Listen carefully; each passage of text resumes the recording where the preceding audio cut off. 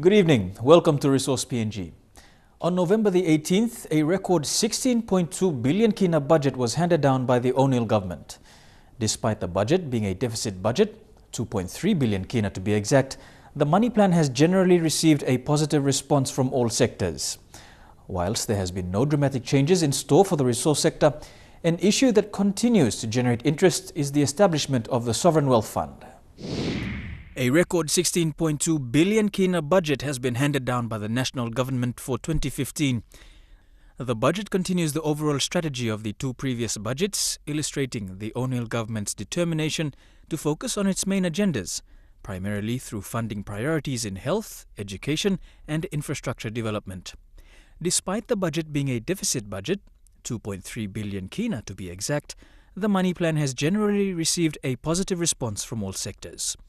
Whilst there are no dramatic changes in store for the resource sector, one issue that continues to generate interest is the establishment of the Sovereign Wealth Fund, or SWF.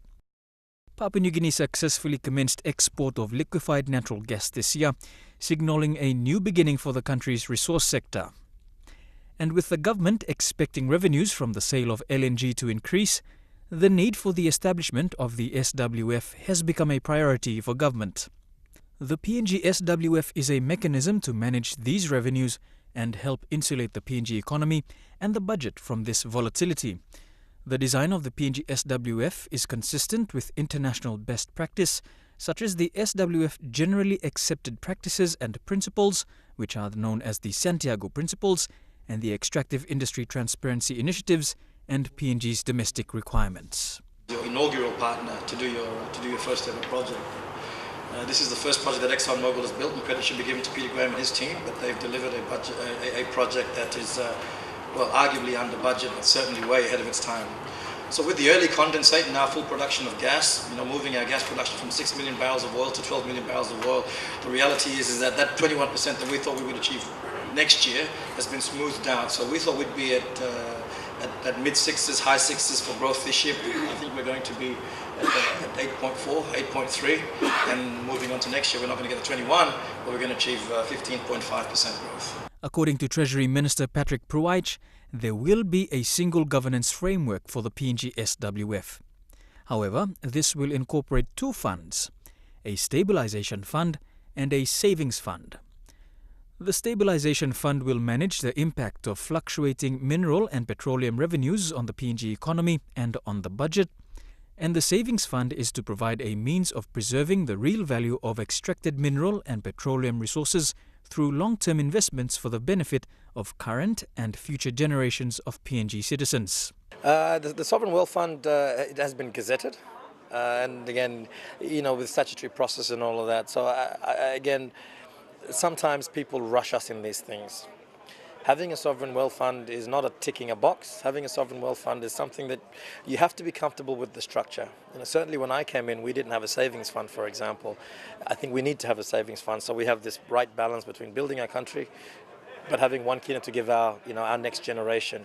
So after all of the studies and all of the good work that's gone into the building the sovereign wealth fund, it's now good to go. I'm hoping that it'll be. I think technically we may miss this Parliament sitting, but I can assure everybody that the Sovereign Wealth Fund that we do have when it kicks off early next year is the one that is fit for purpose for us. The overall objectives of the PNG Sovereign Wealth Fund are supporting macroeconomic stabilization, promoting intergenerational equity, and supporting asset management in relation to financial assets accrued from natural resource revenues. Given the commitment by the government to establish the SWF, industry participants, and more importantly the people of Papua New Guinea, will be watching closely the developments to ensure that the PNG SWF is established and is managed in a more transparent manner. You're watching Resource PNG. After the break, we speak to Kina Petroleum on their recent developments.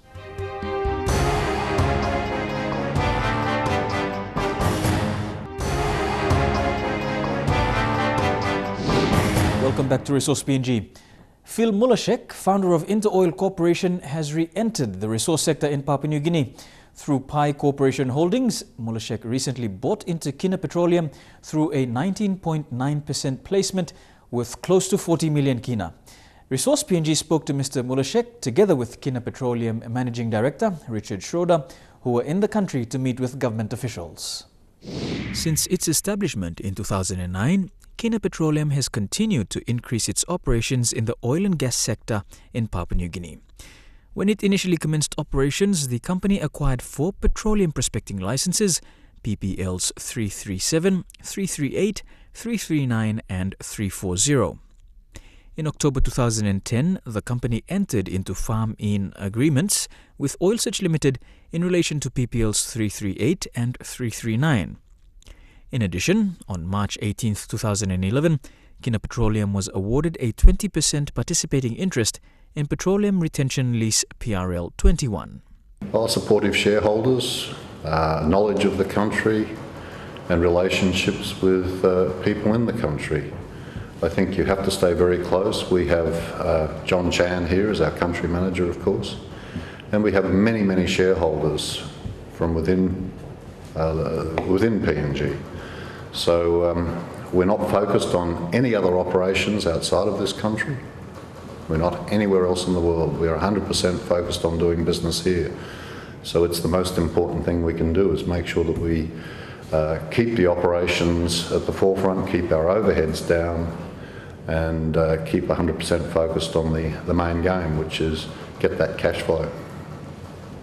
Given its performance, Kina Petroleum recently made headlines when Pi Corporation Holdings bought into the company through a 19.9% placement, a deal worth close to 40 million kina. What made this deal more significant was that it signalled the return of Phil Mullah Sheikh into the resource sector in PNG. Mullah Sheikh, who through Pi Corporation also founded Interoil, said his return to the resource sector in PNG was due to the confidence that now exists in the country and is testament to the potential of Kina Petroleum. I wouldn't be here if I didn't think they were rated, and I've had the opportunity to invest in a lot of different companies, so I rank PNG as 1 and 2. I'm still a top 10 shareholder of Interoil, but as far as percentage, larger in Kina, and I think it speaks. I think I have enough history and experience that I pretty well speak with my actions, and always have. It's not just Kina, but my love for PNG. I mean, I've been here almost 25 years, so a lot of my heart's here, a lot of my friends, but Kina's got great assets. I've known Richard for almost 20 years, so I think between the two of us, we have found more hydrocarbons than any two that currently exist in PNG. So the combination of have a team between the two of us, I couldn't say no. So it was an honor to come in and join. Phil's found more than I have. I don't know. I mean, between the two of us, we've done more than anybody. So it's a pleasure to work together. The re-entry of Mullah Sheikh into the resource sector in the country has been welcomed, with Kina Petroleum Managing Director Richard Schroeder outlining the immediate focus of the company. Top of the company's priorities, developing PRL 21. PRL 21 encompasses 2 stranded gas fields, Elevala and Ketu, which were discovered in the early 1990s. The participants in PRL 21 are Horizon Oil Limited, Talisman Energy New Guinea, Kina Petroleum and Mitsubishi. Oh, it's 100% PRL 21. We see that as the most important project, and getting the liquids out of there earlier rather than later is our challenge. Do you have a time frame of when you'd like that to happen? Well, we would like to happen in early 2018, but that's going to be a big challenge, of course. We have to look at the way things are being proposed at the moment, and of course we're still waiting for FID. So we would hope that would occur sometime mid-year and next year, and then we'd like to see operations commence. We've obviously got a very close relationship with Horizon, and I know they have a similar view to ourselves, that they want to bring that liquids on as quickly as possible. You're watching Resource PNG. Don't go away. After the break, we will look at how research and technology can assist the resource sector in promoting responsible sustainable development.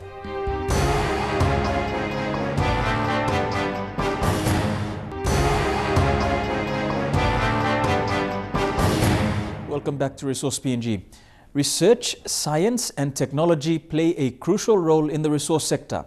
And with the national government taking steps to being more responsible in its development, research, science and technology play a big role in providing advice on how to go about promoting responsible sustainable development.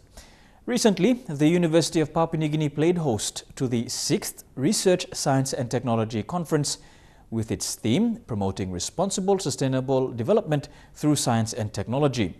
Resource PNG spoke with Conference Chairman Professor Chalapan Kalwin and Deputy Chairman Dr. Prem Rai on the objectives of the conference.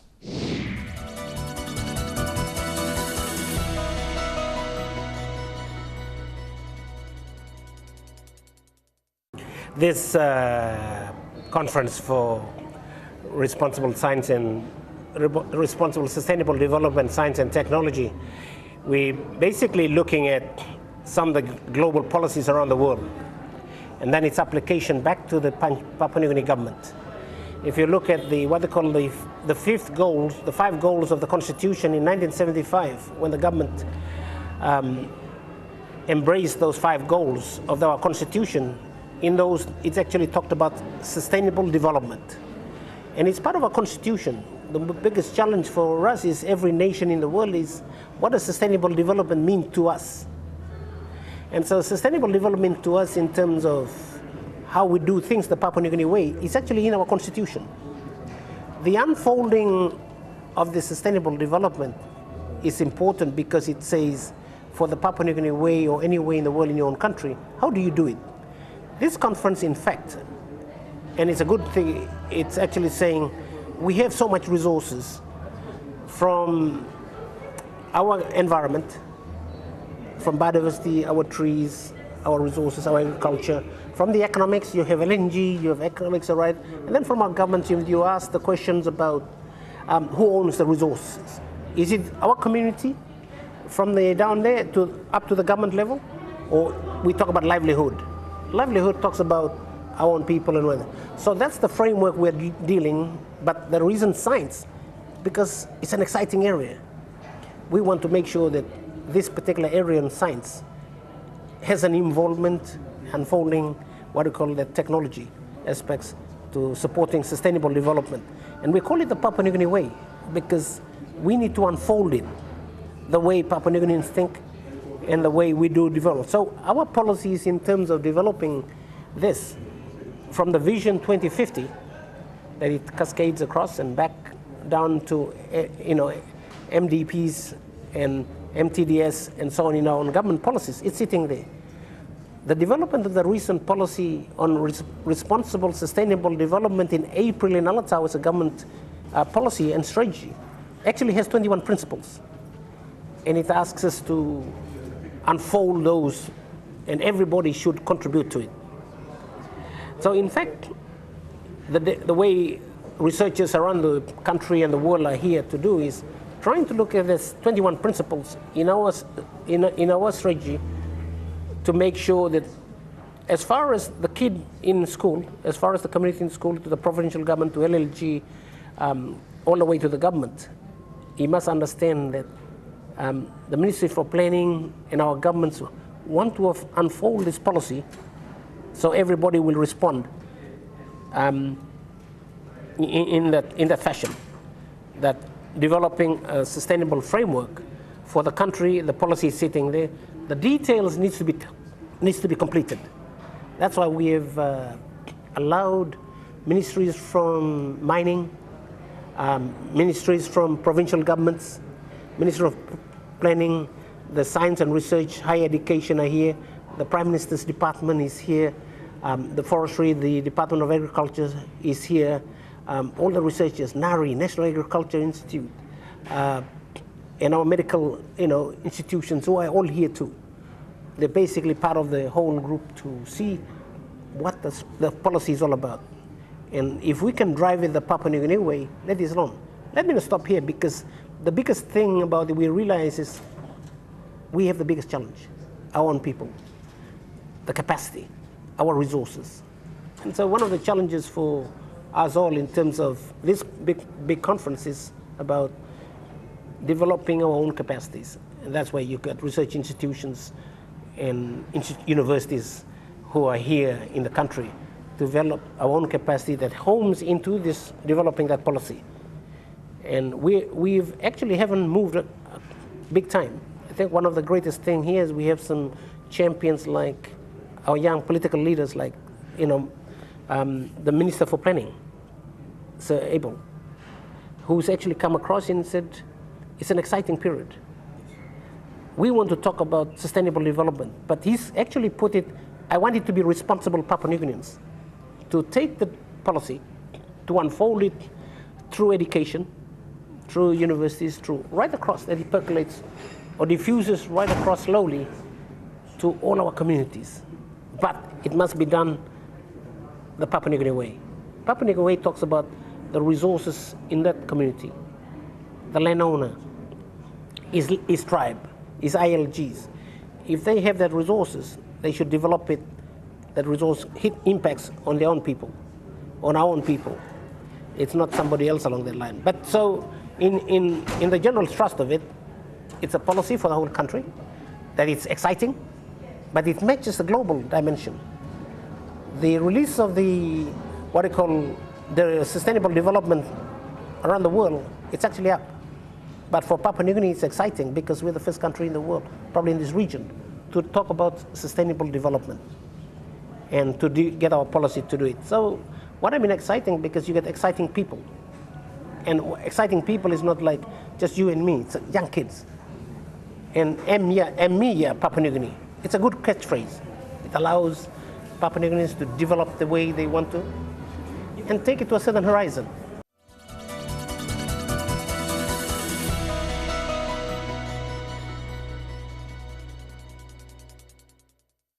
This is the reason when you get exciting politician. You got to understand that such politicians like Charles Abel and others who are here with our prime ministers, these are the exciting group of people who are visionary right now.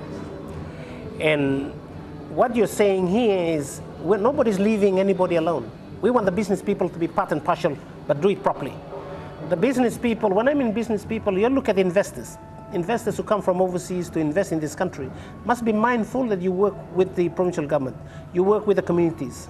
And if it's a resource issue, the resource issue must meet the needs of these communities. We can give you a couple of examples. Some like 500,000 hectares over in April Salami. The government have said 60% of that must go to the landowners. And that's the kind of models we're trying to use as well. So the business arm is not lost.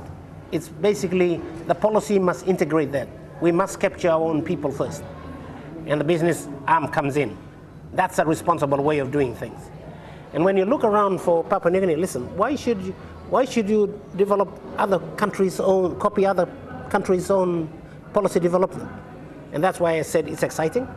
When you get leaders like the prime ministers, the finance minister, the planning minister, the treasury ministers, all going after these ideas, the same thing.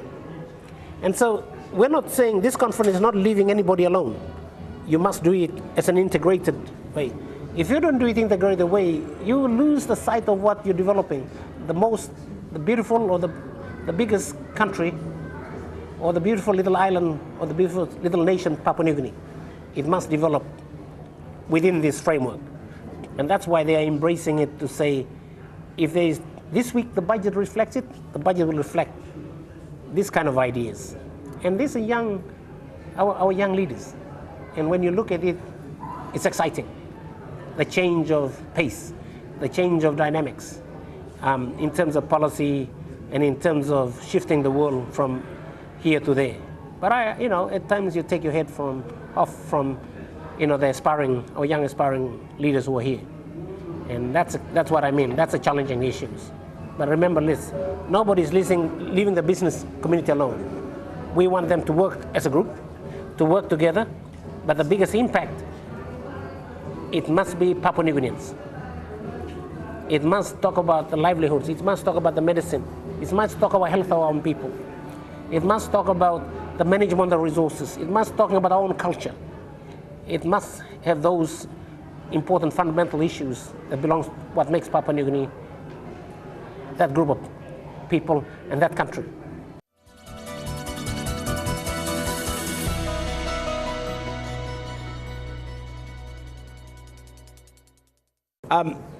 Within the strategy, it's built in.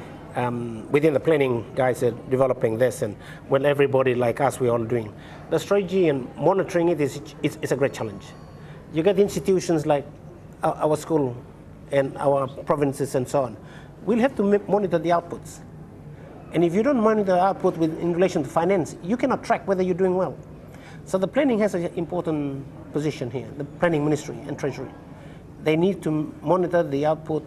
If the treasury gives so much resources to, say, East Sepik province, or West New Britain, or East New Britain, or New Ireland, they have to track it. And that's a monitoring tool, an evaluation tool that should be developed. And currently there's a developing tool that the Ministry for Planning will do it. You'll have institutions like research and science institutions like us. We'll monitor it as well, and we will say, probably we don't have enough doctors. But that's the kind of cross and checks and balances. And that's important for monitoring and evaluating this policy, if it has success. But to be honest, it's the first of its kind. It's starting. We want everybody to jump in. The framework it looks exciting. And so the details, we'll monitor it. We'll evaluate it. A couple of years down the line, we'll probably get our outside partners to monitor whether we're doing all right. But the challenge is our own people, our own ministries, our treasury guys will challenge it, will monitor it. And that's all we have time for on this edition of Resource PNG. If you want to know more about the program, please email us. Our address, resourcepng@mtv.com.pg.